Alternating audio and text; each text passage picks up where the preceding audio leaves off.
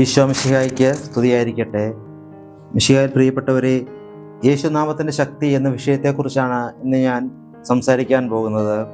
അപ്പസ്തോല പ്രവർത്തനം 4:12 ആകാശത്തിൻ്റെ കീഴിൽ മനുഷ്യരുടെ ഇടയിൽ നമുക്ക് രക്ഷയ്ക്ക് വേണ്ടി മറ്റൊരു നാമവും നൽകപ്പെട്ടിട്ടില്ല. ഈ വചനഭാഗം പറയുന്നത് എന്താണ്? യേശുനാമത്തിൻ്റെ പ്രാധാന്യത്തെക്കുറിച്ചാണ് ഈ വചനം പറയുന്നത്. മാനവരക്ഷയ്ക്ക് വേണ്ടിയിട്ട് സ്വർഗം തന്നേക്കുന്ന ഏകനാമമാണ് യേശുനാമം.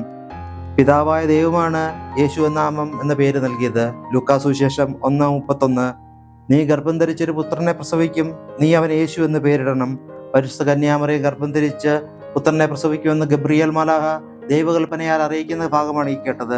പരിശുദ്ധ കന്യാമറിയെ ഗർഭം ധരിക്കുന്നതിന് മുമ്പ് തന്നെ ഈ നാമം സ്വർഗം നൽകിയിരിക്കുന്നു. അനാദി മുതലേ നൽകപ്പെട്ട നാമമാണ് യേശുനാമം.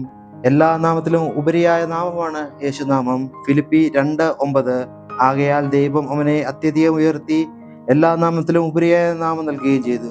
വിശയാൽ പ്രിയപ്പെട്ടവരെ, ഈ വചനഭാഗം പറയുന്നത് എന്താണ്?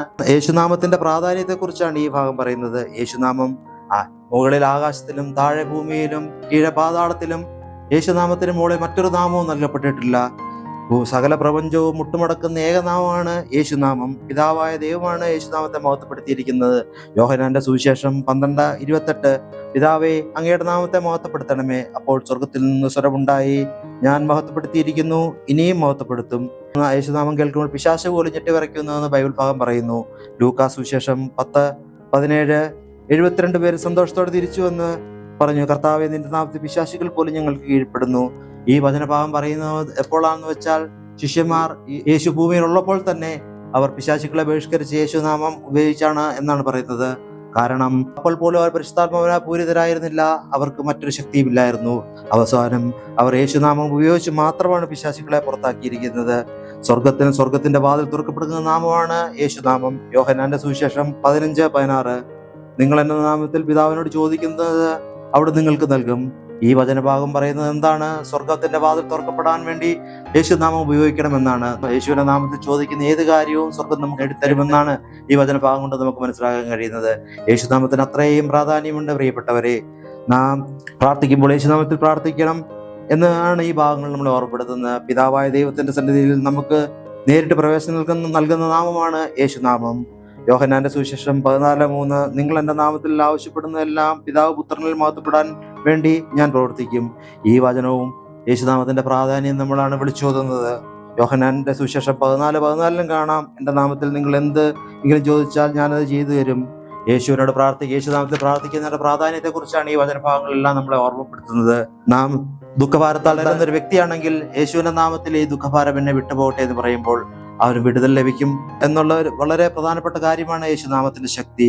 ഈ വചനം കേൾക്കുമ്പോൾ നാം യേശുനാമം എപ്പോഴും സ്മരിക്കണം എന്നാണ് ഈ ഭാഗം നമ്മളെ ഓർമ്മപ്പെടുത്തുന്നത്. ദൈവമക്കൾ എന്ന് വിളിക്കുന്ന നാമമാണ് യേശുനാമം. യോഹന്നാന്റെ സുവിശേഷം 1:12 തന്റെ നാമത്തിൽ വിശ്വസിക്കുന്നവർക്കെല്ലാം ദൈവമക്കളാകാൻ അവൻ കഴിവ് നൽകി. പാവത്തിൽ ജീവിക്കുന്ന ഒരു വ്യക്തി യേശുനാമം സ്വീകരിച്ച് യേശുവിനെ ഏറ്റുപറഞ്ഞ് യേശുവിന്റെ കുരിശുമരണത്തിൽ വിശ്വസിച്ച് അനുദപിച്ച് ഏറ്റുപറഞ്ഞാൽ അവനെ ദൈവമക്കളെ തിരഞ്ഞെടുക്കുമെന്നാണ് ഈ വചനഭാഗം നമ്മളെ ഓർമ്മപ്പെടുത്തുന്നത്.